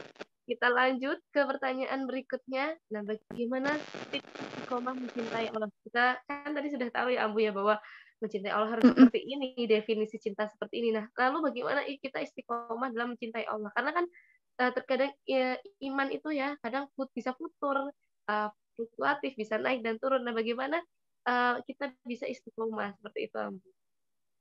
Oke, Masya Allah. Ya, istiqomah, cara istiqomah mencintai Allah yang pertama yang paling sering saya ingetin dan paling sering saya ingat adalah ingat mati. Jadi kalau Allah, kalau saya mati hari ini, saya bawa apa gitu. Saya pengen mati dalam keadaan saya berdakwah di jalanmu. Saya pengen mati dalam keadaan saya lagi bersama Engkau ya Allah, lagi cari muka kepadamu ya Allah gitu. Jadi ingat mati. Itu pertama banget, poin pertama. Ingat mati. Ketika kita ingat mati, insya Allah yang kita cari adalah selalu ridhonya Allah. Bagaimana biar kita ridho Allah, ridho dalam setiap kegiatan, ya. Yang pertama ingat mati, yang kedua selalu cari ridho Allah. Jangan lupa thalabul ilmi ya. Kita harus menjalankan yang namanya dengan thalabul ilmi kan kita tahu bagaimana cara kita harusnya menjalankan Islam. Apakah Islam harus pilih-pilih? Yang ini aja lah, yang enak aja lah gitu. Aku tuh nggak mau nanti kalau misalnya agak berat dikit gitu. Bukankah kita kalau kita ngaku beriman Allah akan uji kita gitu. Jadi sebenarnya Islam tuh nggak akan memberatkan kita kok. Serius. Beberapa tahun yang lalu sebelum saya hijrah, saya termasuk hijrah ya, entertainer hijrah lah. Bagaimana dunia entertainer yang bingar-bingar, banyak duitnya, sekuler dan lain sebagainya gitu. Terus saya bilang, ya Allah, saya pengen hijrah karena ada satu kekosongan dalam hati saya, ada satu kekosongan dalam hidup saya yang saya nggak bisa untuk cari gitu. Ternyata memang saya harus cari Allah. Ya, begitu saya thalabul ilmi, akhirnya saya menemukan bagaimana ketenangan itu. Jalankan Islam secara kafah. Kafah itu menyeluruh ya sayang ya. Jadi jalankan Islam secara menyeluruh. Itu ada salah satunya ada di dalam surat Al-Baqarah. Ya, jalankan Islam secara menyeluruh. Bahkan kalau misalnya kita pilih-pilih, itu ada lagi dalilnya dalam Al-Qur'an. Kalau kita pilih-pilih mau mengerjakan sebagian tentang syariat dan kamu meninggalkan atau menafikan dari sebagian dari syariat. Jadi jangan dianggap kita itu taat kalau begitu. Di situ langsung sama Allah disamakan adalah apa? Tidak diterima. Jadi apa? Jalankan secara menyeluruh. Kalau kita menjalankan secara menyeluruh, insya Allah dari mulai bangun tidur sampai tidur lagi, dari mulai kita bersekolah sampai dengan kita bermuamalah, insya Allah sudah ada semuanya. Ya, jadi apa? Bagaimana hubungan kita sama Allah? Itu kan kafah ya, maksudnya harus menyeluruh. Bagaimana hubungan kita sama Allah? Bagaimana hubungan kita sama manusia? Bagaimana hubungan kita sama diri kita sendiri? Cara kita berpakaian, cara kita makan, apa yang kita makan, cara kita kerja. Semuanya itu akan menjadi hujah atau tanggung jawab. Makanya thalabul ilmi. Biar kita tahu. Karena hidup itu perlu masalah kok. Terus berkumpul dengan teman-teman solih. Ya, solihah. Jadi kayak di Jumanji ini kan bikin komunitas. Terus kemudian komunitasnya kalau misalnya kita ngerasa galau, wa iyaki, ya, monggo fi amanillah ya yang pulang kerja. Kemudian berkumpul dengan teman-teman solihah biar apa? Saling mengingatkan. Jadi kalau ada melenceng dikit, ada yang ayo menggiring lagi gitu ya. Jangan jauh-jauh dari kawanan solihah gitu ya. Terus selalu berdoa, mohon diberi istiqomah karena susah ya. Mohon selalu diberi hidayah, istiqomah, hidayah taufik. Hidayah taufik itu adalah hidayah yang mempertemukan kita atau hidayah tentang kemudahan. Ada yang Allah cabut hidayahnya, banyak kok. Ya kan, public figure gitu ya, tiba-tiba berkerudung, tiba-tiba dibuka lagi. Ya kan, tiba-tiba sudah bilang ini, tiba-tiba buka lagi gitu kan ya. Nah, Allah tuh akan memberikan hidayah cuma sekali. Kalau kita menjemput terus, Allah akan berikan hidayah taufiknya terus menerus. Makanya jangan lupa berdoa. Kemudian mengkaji Quran. Saya bilangnya bukan mengaji ya, mengkaji. Mengkaji itu artinya apa? Kita baca, kita hafalkan, terus kita pahami, kemudian apa? Kita laksanakan. Laksanakan apa? Secara menyeluruh itu tadi. Balik lagi. Menjalankan ibadah menyeluruh. Kemudian terakhir jangan lupa berdakwah. Kenapa saya bilang dakwah? Kok berat sih kayaknya dakwah? Ini Allah yang bilang, bukan saya. Allah yang minta, sampaikanlah walau satu ayat. Itu perintah dakwah loh. Sampaikanlah walau satu ayat. Itu ini banget kan, inilah paling terkenal lah. Sampaikanlah walau satu ayat. Iya, kalau udah dapat dari sini, misalnya ada insert-insert yang bisa diambil dari kebaikan-kebaikan yang saya sampaikan, misalnya gitu ya, dari kebaikan ilmunya Allah, yang terbaik itu milik Allah, ya udah sampaikan kembali. Gitu. Ya kan? Dakwah. Kenapa? Karena hakikat ilmu yang bermanfaat. Hakikat ilmu yang bermanfaat ini juga boleh digarisbawahi.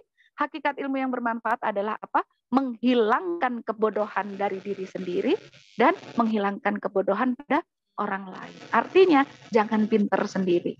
Ya, bagikan kepada orang lain yaitu dengan berdakwah. Itu tadi. Semoga bermanfaat.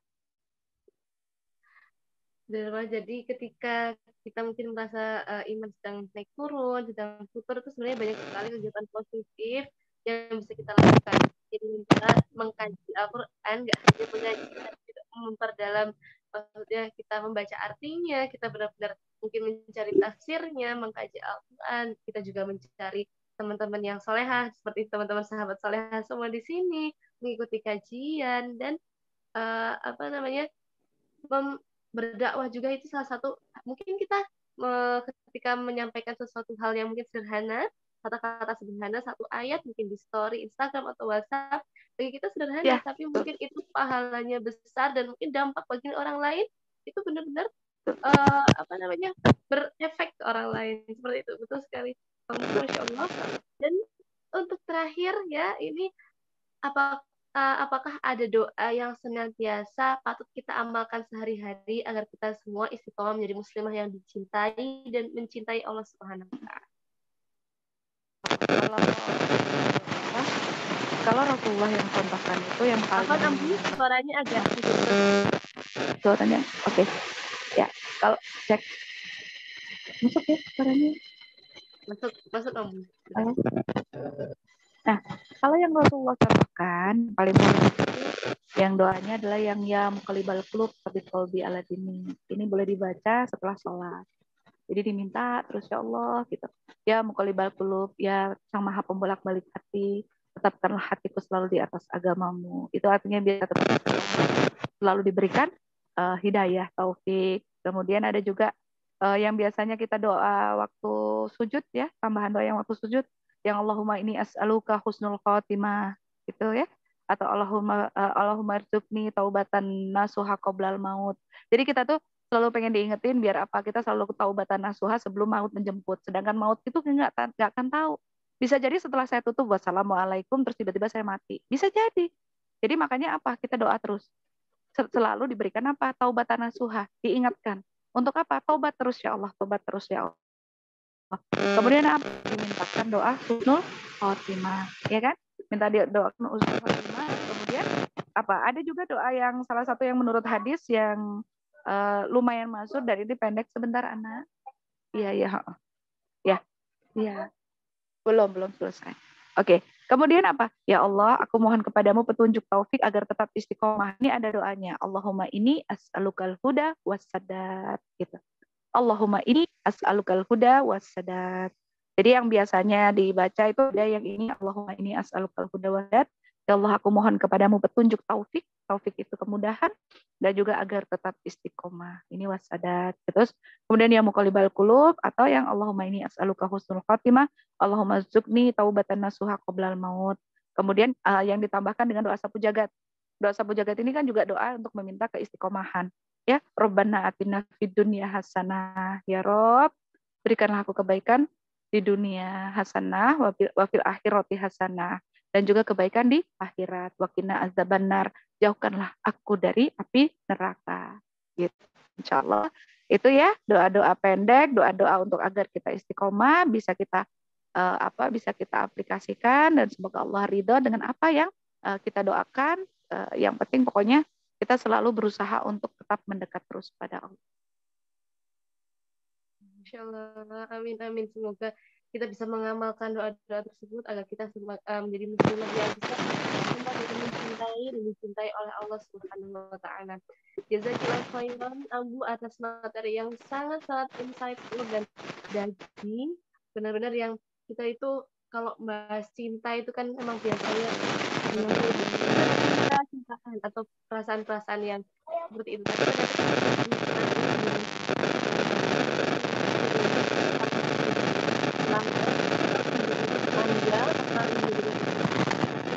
Memang nggak hanya sekedar cinta kamu, tapi memang cinta itu definisinya banyak, definisinya lebih dalam, apalagi cinta kepada Allah dan Rasulullah. Ya Masya Allah teman-teman ya, teman-teman yang sudah mencatat boleh nanti di tag ya di Instagram, biar teman-teman yang lainnya juga bisa merasakan afirmasi positif, bisa merasakan betapa kasih sayang Allah, cinta Allah itu sedalam ini loh. Nah seperti itu ya teman-teman. Nah teman-teman sahabat solehah yang ingin bertanya, sekarang insya Allah adalah segmen untuk Q&A.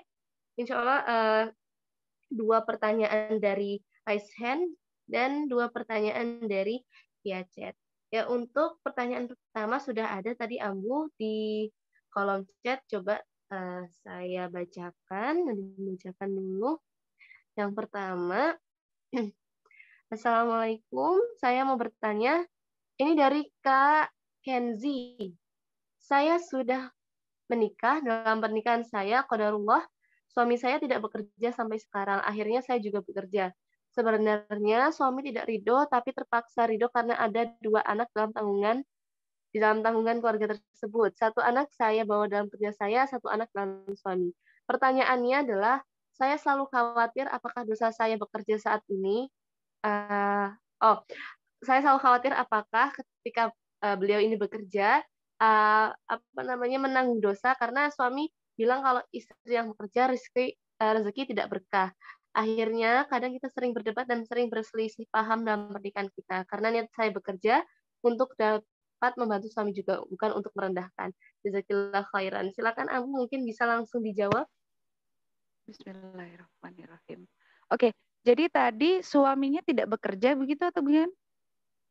Iya betul, suaminya tidak bekerja. Lalu yang bertanya ini, Kak Kenzi ini bekerja untuk membantu ekonomi keluarga seperti itu. Namun mungkin suaminya merasa direndahkan sehingga tidak ridho kepada istrinya seperti itu, Ambu. Nah, sang penanya ini merasa bahwa ketika tidak ridho seperti itu, apakah berdosa selama ia bekerja seperti itu?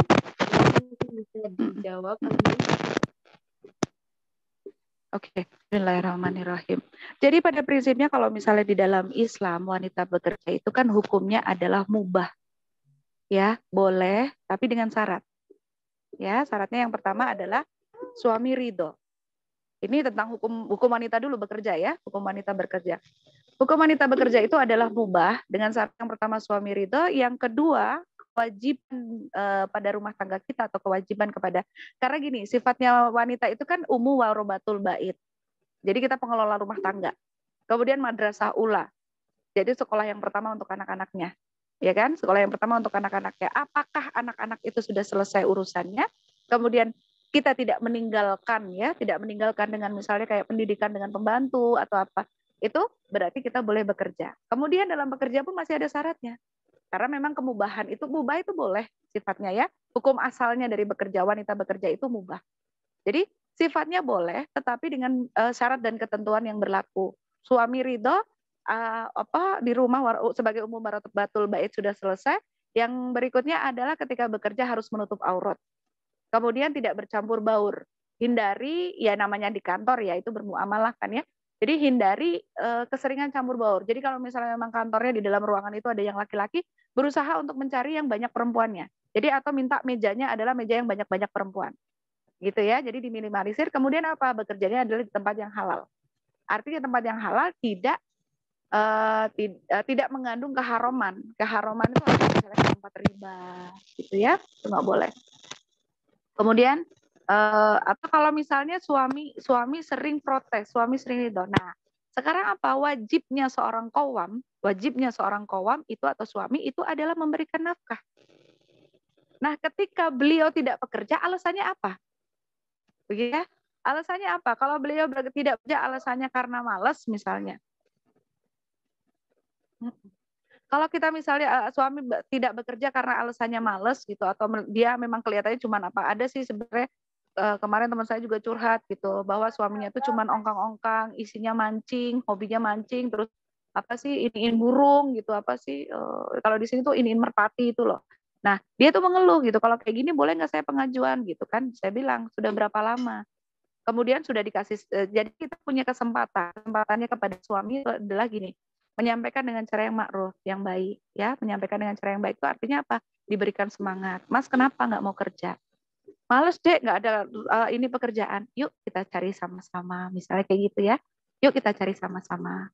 Kemudian gini, sampaikan kepada suami, kalaupun misalnya beliau sudah bekerja misalnya, tapi ternyata gajinya nggak sama nih sama gajinya kita. Misalnya lebih gede gajinya kita. Sampaikan sama beliau, Mas, adek, berisik anak. Ya, kalau misalnya kita anak sudah lahir. Oke. Gini aja kayaknya ya, lebih aman. Suara saya masih terdengar dengan jelas kan? Kedengeran, Ambu. Oke. Ya, saya ganti karena ini alat-alatnya sudah mulai dirusuin sama anak saya. Saya pakai manual. Oke. Nah, Jadi kalau misalnya suami yang pertama tidak bekerja karena apa? Karena dia malas, diberikan kesempatan dulu. Diberikan kesempatan apa? Ditegur dulu, tabayun, kasih tahu dulu suaminya kenapa kok males, kenapa nggak mau mas, alasannya apa. Nah kalau intinya adalah kemalasan, kita suruh dia muhasabah, tegur dulu. Caranya yang ma'ruf ya, yang baik kita sampaikan kepada dua orang insan dewasa gitu. Nah biasanya kalau misalnya sudah seperti itu, kemudian diingatkan. Setelah diingatkan, artinya dia sudah punya kesempatan muhasabah. Ternyata pas begitu dia bersemangat untuk mencari nafkah atau mencari pekerjaan misalnya kayak gitu. Kalau dia mencari pekerjaan ternyata gitu gajinya nggak sama, ya kita coba sampaikan. Kita bilang, Mas saya ridho dengan berapa, lebih baik bawa pulang uang Rp1.000 tapi halal, kemudian diakadkan sebagai nafkah kepada saya ridho. Kemudian daripada Mas bawa pulang duit 100.000 tapi itu haram. Nah dengan keridhoan itu, insya Allah itu kalau misalnya suami sampai bilang kalau duit istri yang kerja itu berarti nggak berkah, itu salah. Karena begini, justru kalau uang istri, kalau misalnya suami ketika kita bekerja gitu, terus kemudian suami ridho dengan syarat-syarat dan ketentuan yang berlaku itu tadi, kemudian kita ridho, misalnya suami ngasih cuma 1.000 misalnya gitu sebagai nafkah nih, Dek nafkah, kemudian kita ridho, kita menerima, insya Allah itu ada satu pahala khusus. Kemudian kalau misalnya uang yang kita gunakan, uang gaji kita yang kita gunakan, itu nanti bermanfaat untuk keluarga kita, itu adalah hitungannya sebagai sedekah. Begitu. Jadi kalau misalnya sekarang terus saya harus gimana dong gitu. Mana kita sudah melakukan cara yang pertama. Itu kalau dia malas tapi kemudian dia ditegur dia mau bekerja, kemudian dia bekerja gajinya berapapun, kemudian kita ridho, terus kemudian kita minta izin untuk ya sudah aku bekerja untuk membantu keluarga gitu, membantu keluarga, tetapi pekerjaanku bukan sebagai yang utama. Jadi anak-anak tetap harus dalam pengasuhanku dan lain sebagainya ya. Jadi itu harus tetap dikondisikan begitu. Wallahu a'lam bishawab. Nanti semoga kalau misalnya memang suami ditegur kemudian disampaikan dengan cara yang baik, kemudian dia bisa untuk menyadari gitu, insya Allah nanti ada ini ya. Tapi kalau misalnya kita tetap belum menyadari, kita mencari pihak ketiga. Pihak ketiga itu orang yang bisa menjadi perantara. Perantaranya siapa gitu? Orang yang paham sekali dengan hukum Islam. Satu itu, yang kedua adalah orang yang didengarkan oleh suami. Jadi kita boleh menceritakan tentang keburukan suami dalam rangka untuk mencari jalan keluar. Gitu. Itu kalau misalnya ada yang tadi yang cara yang pertama tidak bisa disampaikan. Tapi tenang saja kalau misalnya untuk kalimat yang harta istri, kalau istri kerja tuh nggak berkah. Nah sekarang kalau istrinya nggak kerja tapi suaminya nggak kerja juga, ya kan? Berarti kita mau makan dari mana? Karena apa? Karena kalau misalnya ikhtiar tanpa tawakal itu ada sebuah kesombongan. Tapi kalau misalnya tawakal aja tanpa ikhtiar itu adalah omong kosong. Ya, jadi mungkin kalau misalnya suaminya prinsipnya ya udah kita doa aja nanti kan rezeki datang sendiri gitu, nggak mungkin. Allah nggak mau yang kayak gitu. Ya, semoga menjawab dan tidak ada kegalauan lagi. Dideketin suaminya, kemudian ngobrol dengan cara yang ma'ruf ya, seperti yang tadi insya Allah. Wallahu a'lam bishawab. Insyaallah berkelompok betul bahwa terkadang itu memang harus komunikasi dan mencari waktu yang tepat ya, apalagi untuk permasalahan seperti ini. Bagaimana Kak Kenzi sebagai penanya, insya Allah sudah mewakili ya jawabannya ya. Kita langsung lanjut untuk pertanyaan selanjutnya. Siapa yang mungkin ingin raise hand untuk bertanya secara langsung? Open mic dan open cam. Ada yang ingin bertanya secara langsung? Ada yang raise hand? Kalau tidak ada, nanti saya alihkan atau Nadine alihkan ke kolom chat. Insya Allah nggak ada ya untuk yang raise hand. Langsung aja ke chat. Ya ini berakhir ya. Oke.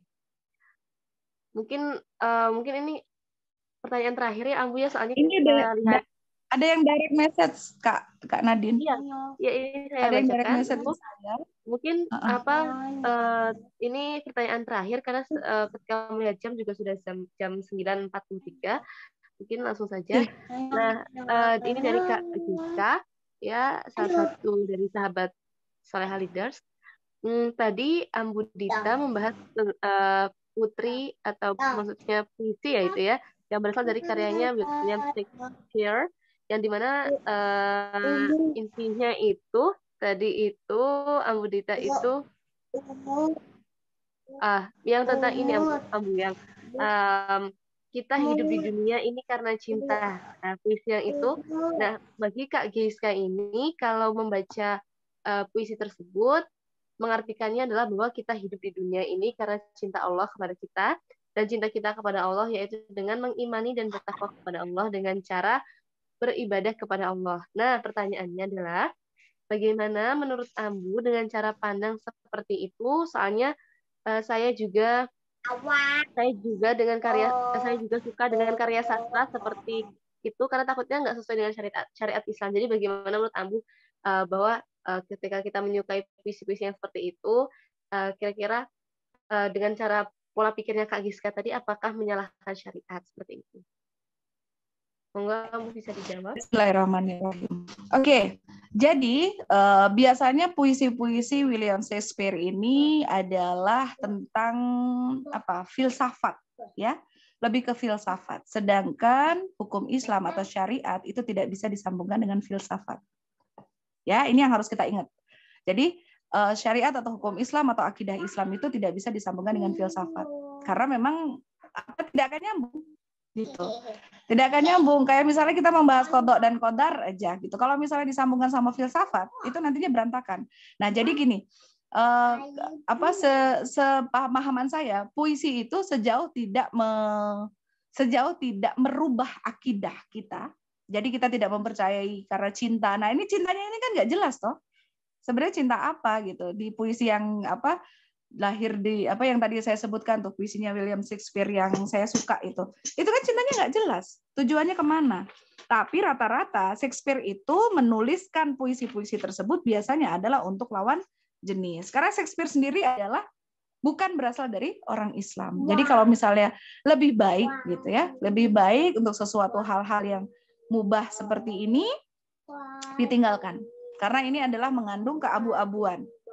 Ya, kalau sudah mengandung keabu-abuan lebih baik ditinggalkan, karena takutnya ada dalam kata-kata dalam William Shakespeare ini sudah mulai dia menghamba kepada cinta.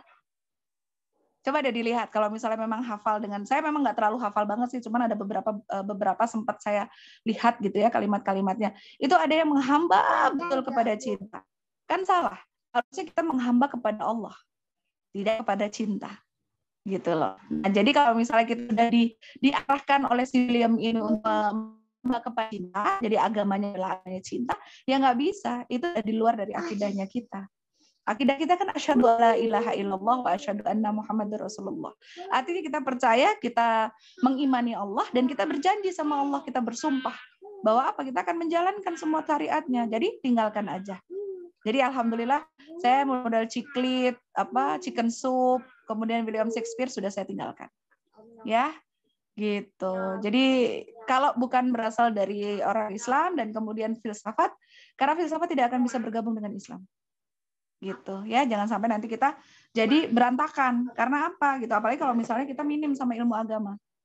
Gitu. Kalau filsafat itu hanya pengolahan kata-kata, tapi kan kalau misalnya Islam itu kan bisa dipertanggungjawabkan terhadap semua keilmuannya. Begitu. Wallahu a'lam bishawab. Masya Allah, terima kasih Ambu atas penjelasannya. Insya Allah jelas ya Kak Giska ya untuk penjelasannya ya. Ya, terima kasih juga Kak Giska. Oke. Alhamdulillah sudah berakhir materi untuk sesi jawabnya ya, karena juga sudah jam 9 lebih 47.